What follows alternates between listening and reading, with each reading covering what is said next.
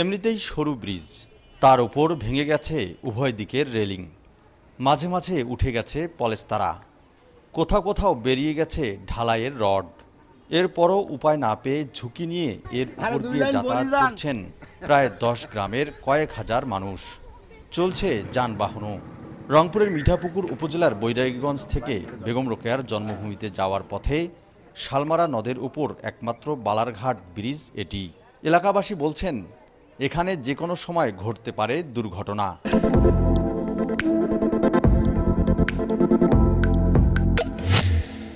এই ব্রিজের সমস্যা, এক নম্বর সমস্যা হলো যাতায়াতের সমস্যা। একটা ভ্যান যদি ওঠে, এই লোকটা পার হইতে পারে না, একটা লোক পার হইতে পারে না।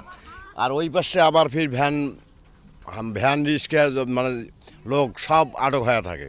তারপর ভ্যান পার হওয়ার পরে ওই লোকগুলো না আবার চলে আসে। যদি কেউ ব্যতিক্রমে যদি পার হইতে চায় রিক্স নিয়ে, তো হঠাৎ করে একটা দুর্ঘটনা ঘটে যায়। আর এই রেলিংগুলো সমস্ত ব্রিজের ভেঙে গেছে। ব্রিজটা আরও আমার মনে হয় যে প্রস্ত করলে আরও মনে ভালো হয়তো, তাহলে আর সমস্যা হইতো না। কত লোকের যাতায়াত প্রতিদিন? প্রায় 20-30 হাজার লোকের যাতায়াত এই ব্রিজটার। আপনাদের দাবি কি? আমাদের দাবি তো যদি ব্রিজটা হয় ভালোভাবে, তাহলে সর্বসাধারণ লোক ইনশাল্লাহ মোটামুটি ভালোভাবে যাতায়াত করতে পারবে।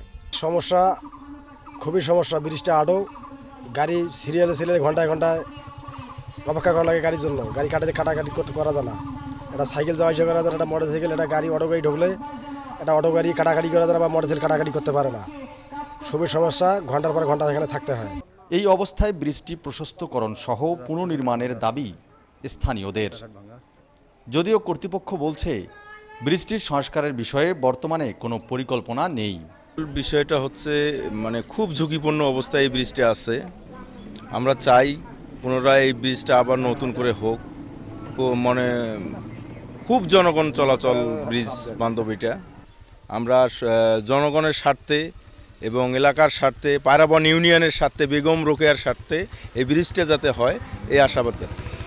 এই ভাঙার সমস্যা প্রায় 5 বছর থেকে, 5 বছরের আগে হবে। 2000 সালে ব্রিজ স্থাপন হয়েছে, 2001 সালে গঠন হয়েছে। তারপরে 10 বছর ব্রিজটা ভালো ছিল। 10 বছর পর থেকে ব্রিজটা এই ভাঙা শুরু হয়েছে। এখন মনে করেন একটা গাড়ি উঠলে আরেকটা গাড়ি ওঠা যায় না। একটা বাইসাইকেল থাকলে কোনো রকম কাটাকাটি হয়, তারপরেও বাইসাইকেলওয়ালা পড়ে যায়, নিচে পড়ে যায়, গভীরে পড়ে যায়। তবে ব্রিজটা অতি শীঘ্রই যদি নতুন হয়, বাস্তবায়ন হয়, এটাই আমাদের আশা গ্রামবাসীর। গ্রামবাসীর চলাচলের সুবিধার্থে 2001 সালে নির্মিত হয় বালারঘাটের ব্রিজটি। ফখরুল শাহীন, চ্যানেল 24, রংপুর।